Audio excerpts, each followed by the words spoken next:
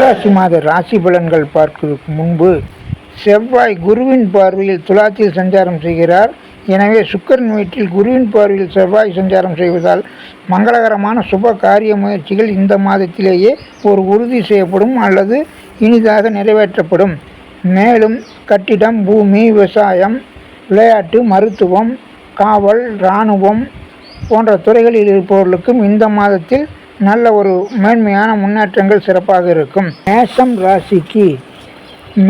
ராசிக்கு கன்னி, துலாம் ராசிகளில் சந்திரன் சஞ்சாரம் செய்யும் புரட்டாசி மாதம் 6, 7, 8, 9 மற்றும் மகரம், கும்பம் ராசிகளில் சந்திரன் சஞ்சாரம் செய்யும் 16, 17, 18, 19, மேசம் ராசியில் சந்திரன் சஞ்சாரம் செய்யும் 22, 23, மிதுனம் ராசியில் சந்திரன் சஞ்சாரம் செய்யும் 26, 27ஆம் தேதிகள் உங்களுக்கு சந்திராபலம் உள்ள நாட்களாகும்.